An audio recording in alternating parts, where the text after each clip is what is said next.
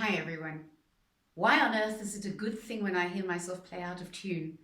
I know this is a very provocative title for a video, but it's actually a provocative subject because this was an absolute eye and ear opener for me when I understood how my ear works and how ear training works. So this is what I'd like to talk about today, and it's also something which will hopefully be motivating and inspiring for you. Now, the most important thing we have when we play the violin is our ear.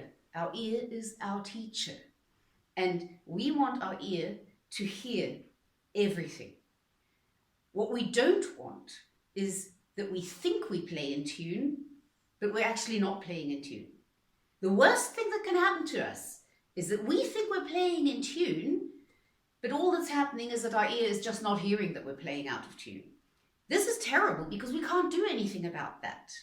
Much better is that we hear that we're out of tune, because then we can correct it.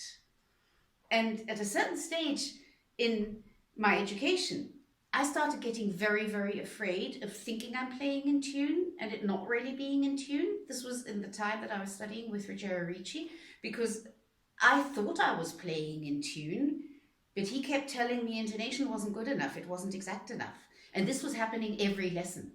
So I was doubting my ear, and I was thinking like, oh my God, how am I ever supposed to learn this if I don't hear? And I think it's in tune. And Mr. Ricci comes and tells me it's not in tune. How do I do this? And this was the point where I was actually quite happy every time I was practicing and I heard something was out of tune, because I was thinking, oh my God, at least I heard it this time. And it gave me a sense of control because I could correct it. So that was the stage where just hearing that it was out of tune and being able to do something about it was a huge success for me. And this is what I want to talk about in this video. Our ear is always only as good as we train it to be.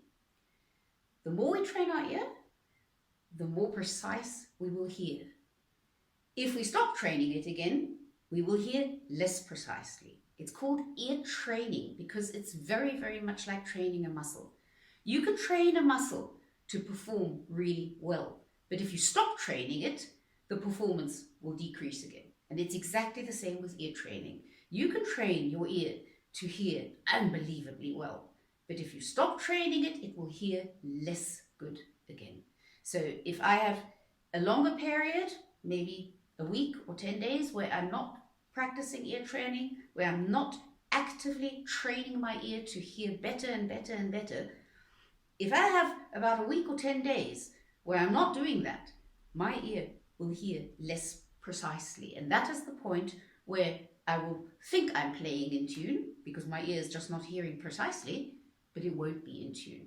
And that for me is the worst, because then I think I'm playing in tune, but it's not in tune and there's nothing I can do about it.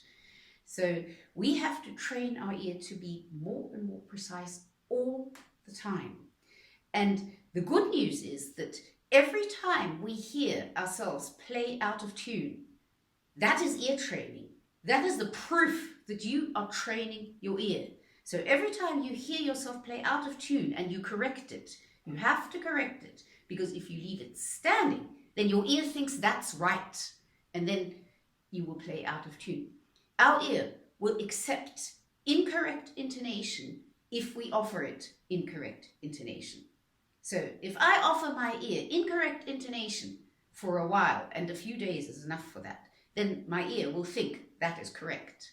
So we cannot rely on our ear unless we train it. So every time I hear that a note is not quite in tune and I correct it, I know this is ear training that I'm doing, which is why I personally am always very happy when I hear something which is not in tune, because I can correct it. It gives me some control. What we want more than anything else on the violin is a good intonation and a good sound. So all of that stands and falls with the quality of our ear training. And ideally, in a perfect world, my ear hears so fast and my correction speed is so automated that hearing and correcting happens automatically without me even being consciously aware of it. And one can get to that stage with many, many, many, many years of practicing. So we want to work at the connection of hearing and the sensing of the fingers of our left hand. And we do that every time we hear that something is not in tune and we correct it. So it's the hearing and the correcting, hearing, correcting, hearing, correcting. That is ear training. That starts with tuning and with every single note we play. So every time you hear that you're playing out of tune but you don't correct, you're offering your ear something which is incorrect. You're teaching your ear something wrong. Every time you hear you're playing out of tune and you do correct, you are teaching your ear. You're teaching your ear, this was wrong. Listen, this is right. And you're connecting the hearing with the sensing of your left hand. So the more you do that, the better trained your ear will be. Now, obviously, sometimes we have to practice and we won't be able to correct everything. That's when we're practicing for speed, or we're practicing performing, or we're playing in an orchestra. There's countless reasons why we can't correct every note. And for example, in my case, if I'm practicing something for speed, there's many notes which I can't correct. That's why I always finish my practicing very slowly, where I correct everything, so that I at least know that I've finished my practicing with ear training, so that my ear doesn't think anything was in tune when it was perhaps not. And the more you train your ear to hear more and more precisely, the more you question your own intonation, the more you think, is this really in tune, or could it be better? And even trying out by correcting if it could be better, and then perhaps noticing, yes, it could be better, that sounds better. The more you do that, the more trained your ear will be. That does mean that you will hear more out of tune notes.